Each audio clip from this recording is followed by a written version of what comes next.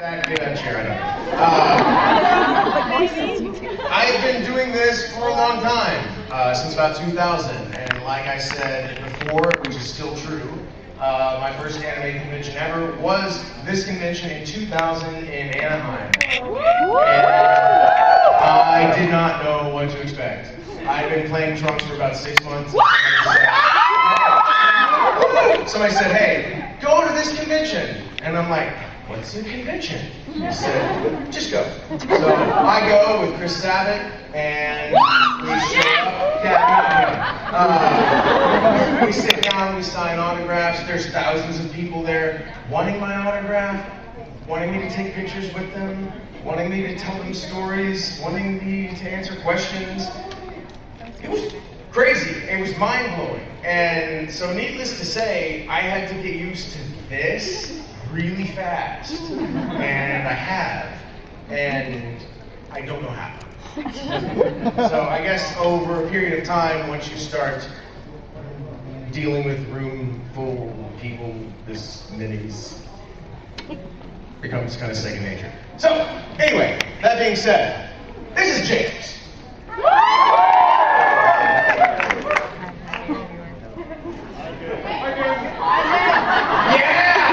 James Potter Collins. So, James is awesome. James has a wireless microphone. And for certain people, I'm not going to be able to hear you ask a question, so James is going to run around. I'm not going to be able to get to everybody's question. Sorry. I'm going to try to answer all the questions I can to the best of my ability. Also, some of your questions suck. It's just that simple. I'm sorry, but some of them are just stupid questions. So when you ask a stupid question, you know what I'm going to do? Stupid answer! I'm going to give you a stupid answer. You know, those teachers say, there are no stupid questions. Yeah, there are stupid questions. There are really stupid questions. And you know who asks stupid questions? Stupid people! So don't be a stupid person. Be a smart person. Ask a smart question. Ask a thoughtful question. Honestly, it's not a bad question. Who asked the question what my favorite color is? Raise your hand. Who asked it? Right? It's not a bad question. It's an interesting question. You can know a lot about a person by their favorite color. My favorite color is purple. What does that say about me? I'm gay, obviously. Right? I have to be. You know? What kind of a guy who looks like this, who's built like me, who's an actor, his favorite color is purple, he's gay! But I'm not. So that kind of answer is interesting. You learn things about people. It is a thoughtful question. It is an interesting question. So please, do the audience a favor, do yourself a favor, ask something interesting. And the first question comes from the bravest person in the room, raising her hand right there. What is your name? Diana? What's that question? What's your favorite animal? Woman.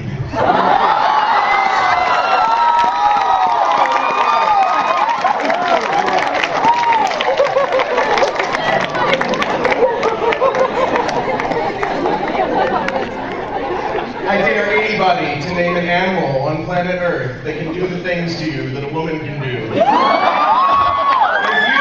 that I'm talking about the physical realm, I am not. I am talking about the brain.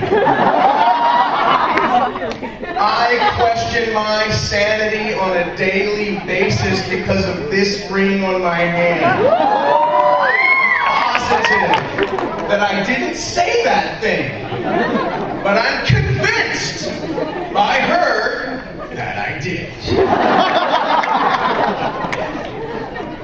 And any creature that can get inside my head that I have crafted over 39 years on this planet to be the rock that it is, and just climb in there and go, no, you're an idiot. You gotta have a lot of respect for that. So, who has the next thoughtful question? Okay, the girl in the back with the apple in her hand. Tomato! that mic to Tomato.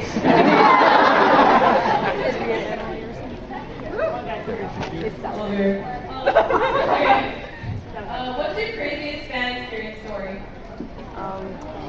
Some of you have heard this. I have had my face licked. I have had people proposition marriage and other things. I've had people ask for my phone number, my room number, my underwear. But the craziest thing that happened, and I'll try to use brevity in this story because it's long. I was in Australia. I signed for 2 days in a row, and each day at the beginning of the signing, there was this young 19-year-old girl who looked like she couldn't hurt a fly, and each morning she was the first person in line holding a letter, crying. And she would hand it to me. The first day was fine, no big deal. She handed it to me, she cried a little bit, she talked, I signed some stuff for her, she went on her way. The second day, my wife went with me to the convention floor to buy a gift for our son. This girl was there in her letter. She saw my wife, she asked my hand for Mike, is that Trunks' wife? And Mike goes, yeah. My wife walks off.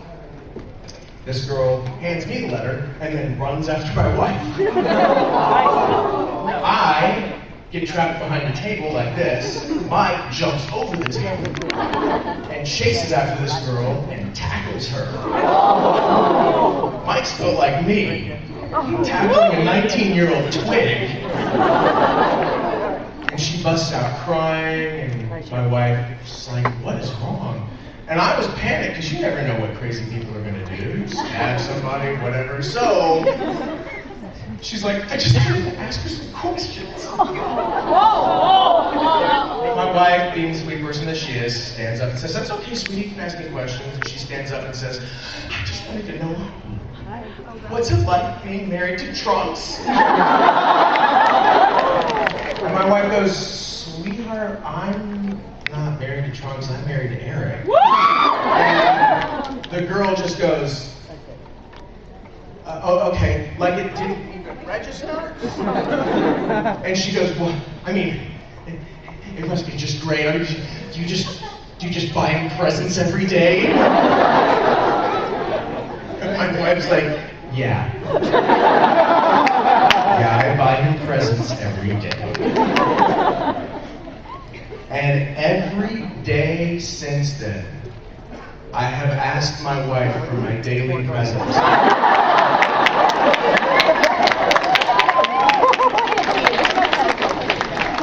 And I don't get them! Sometimes I do. Not like that. Like maybe she'll, bring me home an extra Dr. Pepper or something. Okay. I heard that. Okay, yes. The kid with the hat. James, bro, jump on it, man!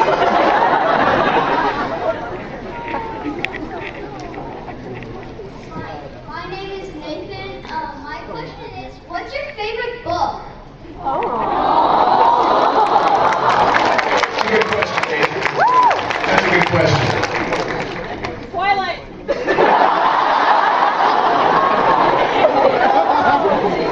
Yeah, it's Twilight. Because I hate myself.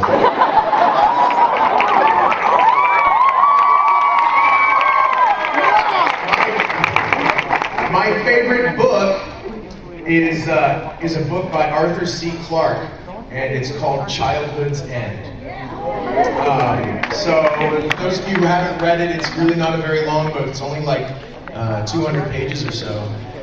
And it's incredible because the book is actually the impetus for most science fiction movies that you've seen. I won't spoil any of it for you, but if you want to read awesome science fiction with an ending that will scramble your brain, read Childhood's End. It's a fantastic read. Okay.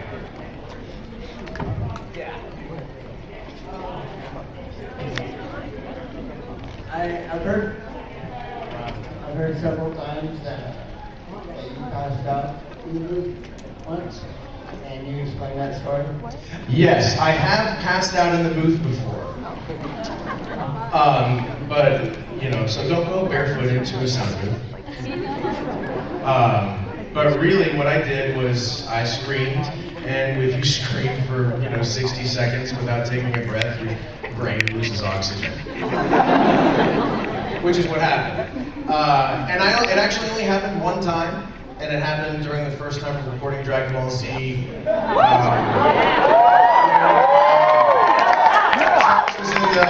was in the hyperbolic time chamber, that thing, and he's screaming, and I screamed, and I'm like, I can do it! And I screamed, and then just lost consciousness. So that, no. Are you kidding? Okay, so over here, yes.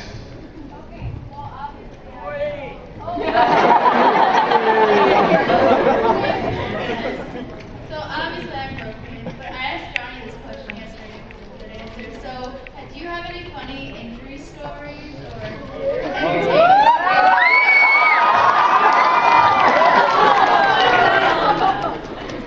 I am always hurt. In fact, when I saw Johnny the other day, I walked up to him and I shook his hand and I gave him a hug. I'm like, hey Johnny, how's it going? He pulled his hand away and he goes, what's wrong with you? You're always hurt every time I see you. I'm like, I know. Because the last time I saw Johnny at a convention, I see him periodically working.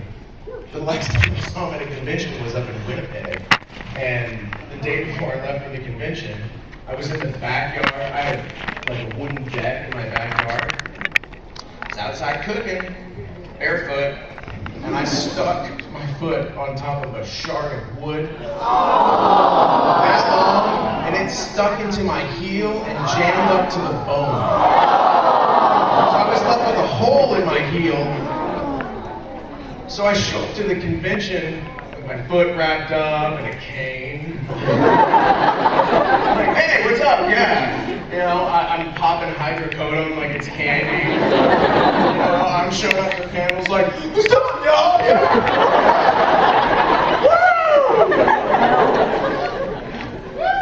I was so jacked up on that medication that I turned one panel into a Q&A with the audience members. And I'm like, I can't do this. I can't even answer a question. And I went like this. I go, Tara, you go to the microphone. And this 15-year-old girl goes, what? And I go, just get up to the microphone. And she gets up to the microphone and she goes, yes. Say, all right, guys, this is now Tara's panel. Everybody, ask Tara some questions. And everyone went crazy. The whole audience went. And they grilled Tara for 20 minutes straight on everything. And she became the most popular kid at the convention for the rest of the weekend.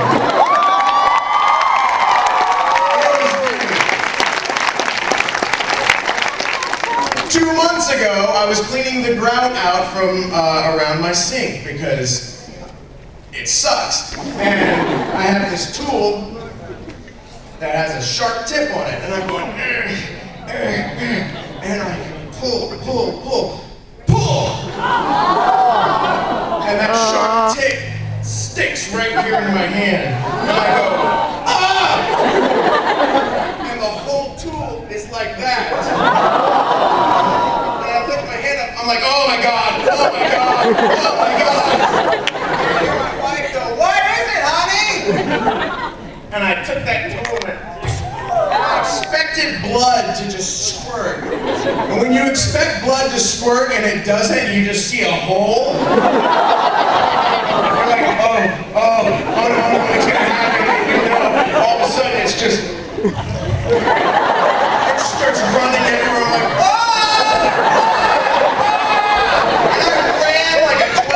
My mommy.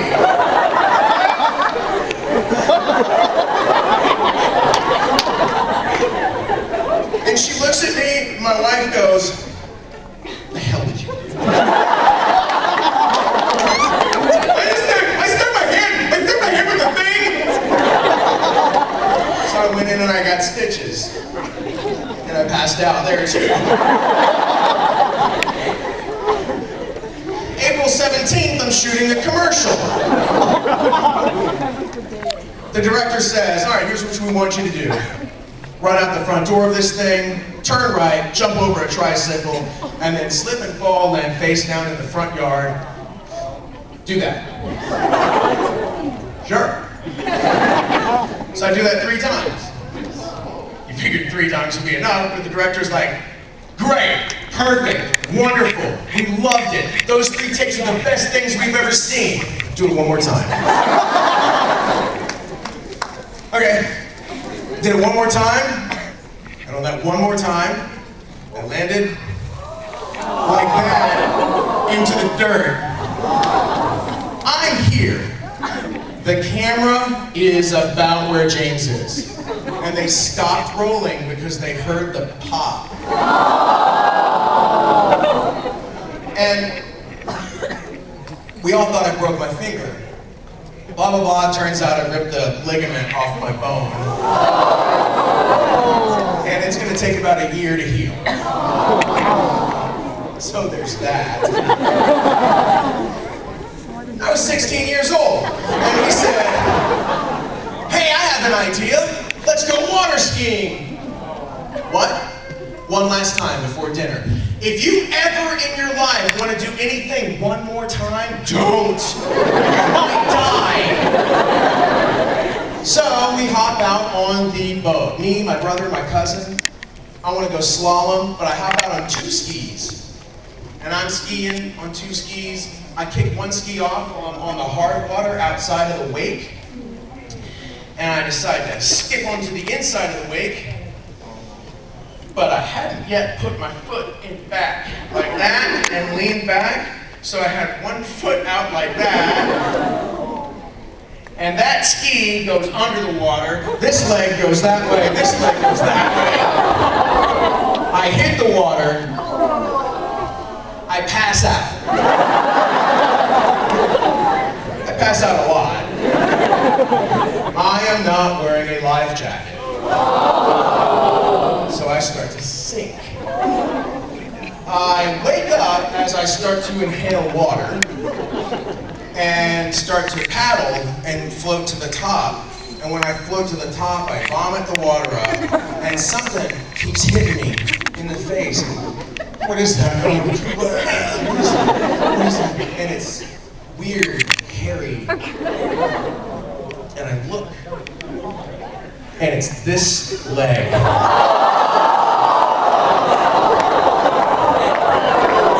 It's been dislocated in the hip. It's stuck like this. And it's smacking me in the face as the rains are pushing it into my head. I'm like, oh my God. And I'm trying to stay afloat. I'm like, I'm gonna die in this shitty lake. So I grab my foot like this, and I pull, and I pull, and I pull, and then I snap it. And guess what happens? I pass out. And I sink. And as I start to sink, luckily the boat comes back. My brother pulls me out of the water. For the next 6 weeks, the back of my leg and my butt are as black as night from all the muscle damage and the torn stuff that was happening in there. I have muscle scars still on the back of my leg that you can see. It was horrible.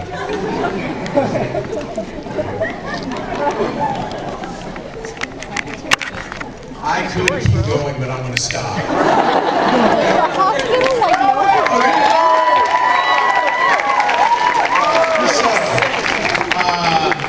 You know what? I have to get this. Okay, you.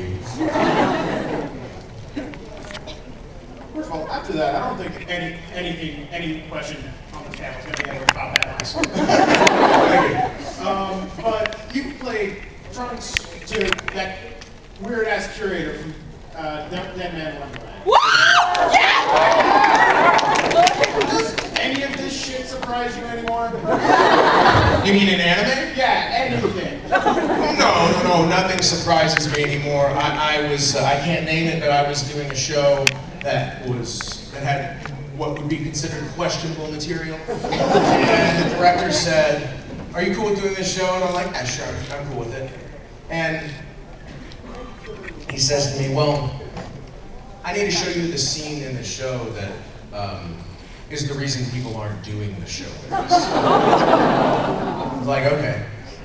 So I watched the scene, and he's like, "It's pretty horrible, right?" And I'm like, "Yeah, whatever. Let's go." It doesn't mean anything to me anymore. It's just work, you know. I'm not actually doing it. That's the thing about acting. I'm not actually doing these things. See, here's the thing. My wife says, "Look, if you've got to go out there," because voice acting isn't the only thing I do. I do plenty of other kinds of acting, you know, on camera, whatever. And she always tells me, she's like, "If you've got to book a role where you're making out with somebody, you got a sex scene with somebody, you got to do any of that kind of crazy stuff," which I don't really have to do all that often, but if you do, it's okay if you're getting paid. She says very clearly, "Honey, you're a whore, not a slut."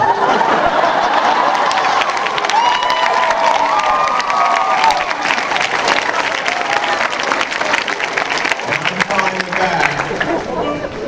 All right. You. Ron James!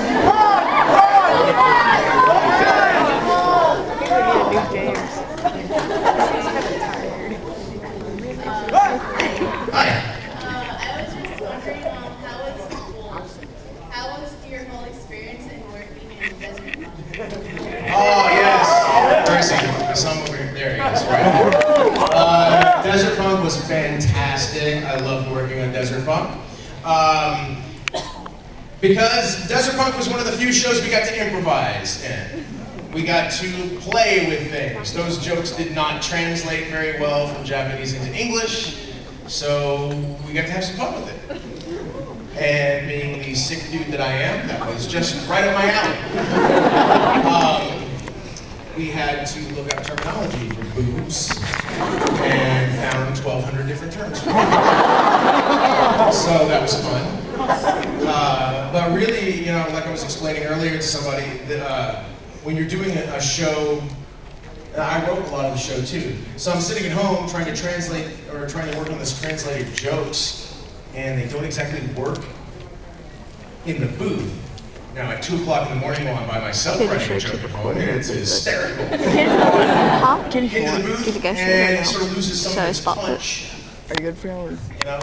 So we worked in time to improvise, so we had a blast. We loved it. It was so cool. I'll wait till the story's over.